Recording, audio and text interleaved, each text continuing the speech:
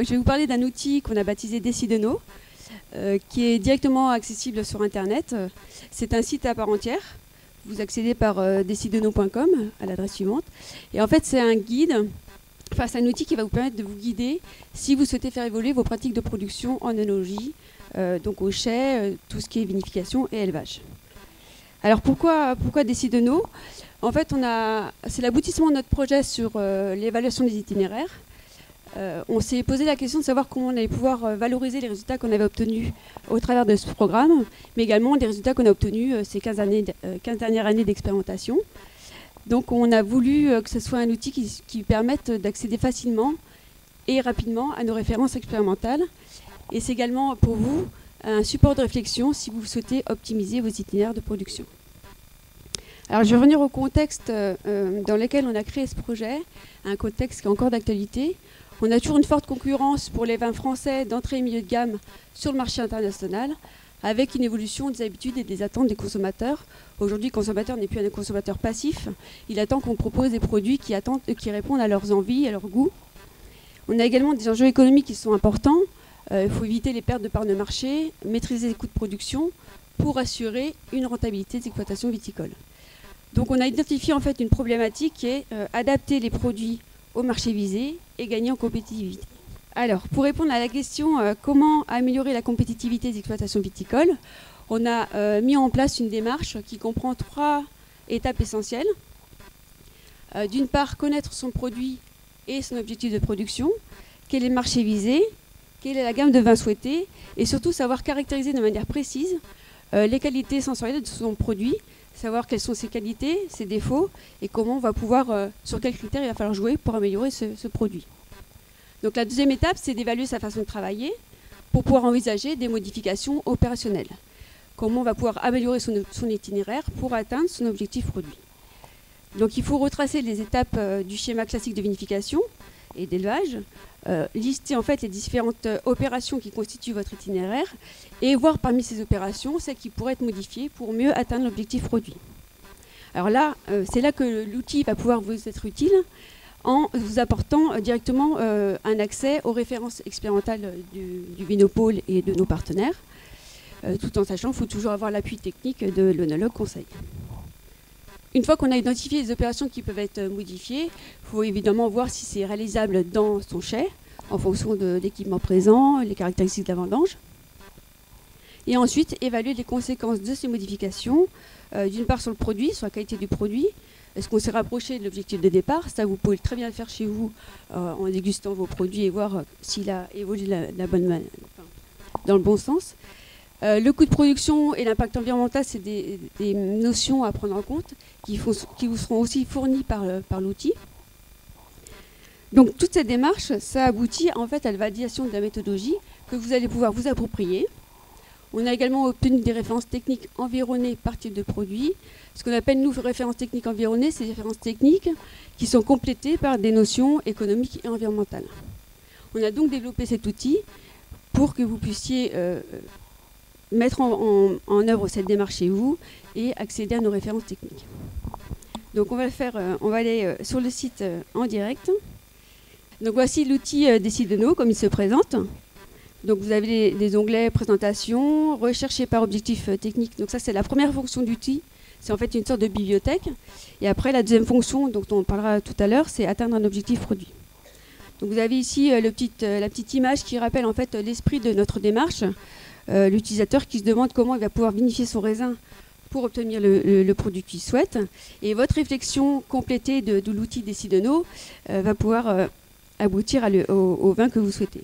Donc on a des petits systèmes de news aussi. Donc pour la présentation, c'est un rappel de l'historique du projet. On a aussi une partie actualité. Si ça marche, oui, ça va. Voilà, donc en fait, c'est des résultats d'expérimentation menés soit par l'IFV, la Chambre d'agriculture ou nos partenaires. Et alors, si on veut rechercher une opération technique, donc on sélectionne le type de vin, on regarde les différents stades qui nous intéressent, par exemple préfermentaire. Sur préfermentaire, on a différentes opérations qui sont renseignées. Si on clique dessus, on a nos différentes références expérimentales qui apparaissent ici. Donc vous sélectionnez une.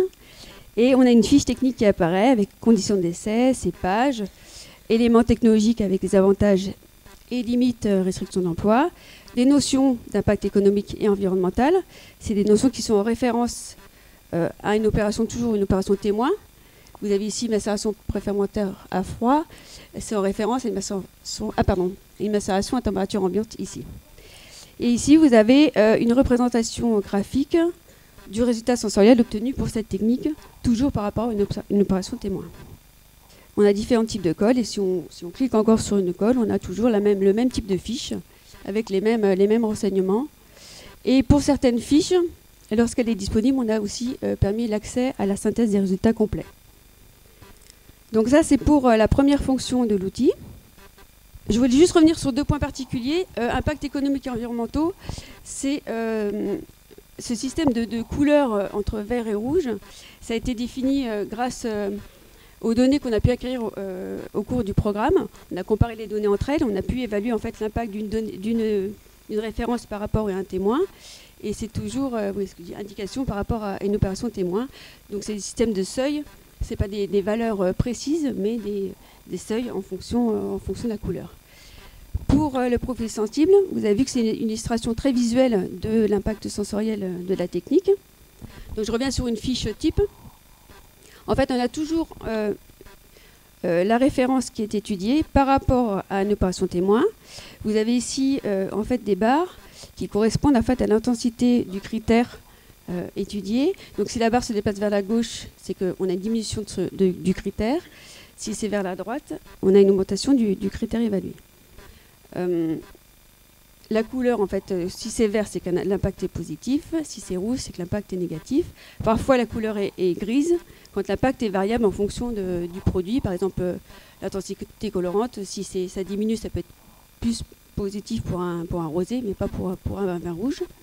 Et en fait, la longueur de la barre correspond à la facilité à laquelle a eu le jury à différencier les 2 produits sur les critères. Donc plus la barre est importante, plus c'est significatif.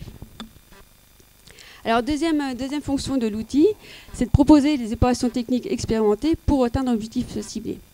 Donc, en fait, on va sélectionner des critères sensoriels qu'on veut faire évoluer sur notre produit, et l'outil va rechercher dans notre base de données les opérations qui sont le plus en adéquation avec ces critères-là.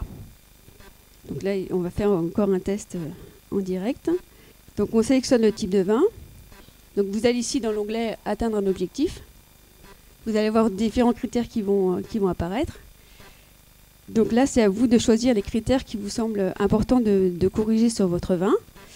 Vous avez le droit à 3 critères différents, en tout cas 3 déplacements de curseur. Par exemple, si on veut un vin rosé qui est un peu moins jaune, ce qui est toujours mieux, plus fruité ici, et moins végétal. Voilà. Donc il reprend les critères que vous avez sélectionnés et il vous propose différentes opérations qui vont donner des bons résultats au cours de nos essais. Et vous pouvez avoir toujours accès à la fiche en cliquant sur le point d'interrogation. Donc voilà, vous voyez que c'est très simple d'utilisation. J'attire quand même votre attention sur le fait que ce n'est pas des recettes toutes faites qui vous sont proposées. Vous avez toute une série d'opérations qui sont mises en œuvre sur votre itinéraire. Ici, on vous propose juste de modifier certaines opérations qui sont en adéquation avec l'objectif que vous êtes fixé au départ. Dans les listes d'opérations qui sont proposées, il y a parfois des opérations qui sont incompatibles sur un même itinéraire. Par exemple, des fois, il y a 2 macérations préférentielles qui sont proposées, 2 types de levures. C'est à vous de choisir, en fonction des résultats détaillés, ce qui est le plus adapté à votre produit. Donc cet outil, c'est un outil qui vous incite à réfléchir sur votre schéma de vinification et qui vous propose des choix que vous pouvez envisager ensuite pour votre itinéraire. Donc vous voyez que c'est quand même une démarche qui est très simple, hein, que vous pouvez vous approprier sans problème. Une démarche de réflexion autour de l'amélioration de vos itinéraires de production pour un objectif sensoriel fixé et précis. Donc là, je vous ai montré une démonstration avec du vin rosé, puisqu'en fait, on a commencé par enrichir l'outil avec des fiches pour l'élaboration de vin rosé. Mais dès cette année, nous allons continuer avec des fiches sur vin rouge et sur vin blanc. Alors, n'hésitez pas à nous faire part de vos remarques. Il y a une rubrique exprès dans l'outil votre avis nous intéresse. Ça va permettre de nous de faire évoluer l'outil et de le rendre le plus performant possible. Je vous remercie de m'avoir écouté. Je remercie... Attends, j'ai pas fini. Je suis à votre disposition si vous avez des questions sur l'outil, sur l'utilisation aujourd'hui. Mais même quand vous allez l'utiliser chez vous, il y a une rubrique contact dans l'outil. Donc n'hésitez pas à nous envoyer un mail, on vous répondra dans les meilleurs délais. Je remercie bien sûr nos partenaires techniques et financiers et je vous souhaite une bonne visite sur decideno.com.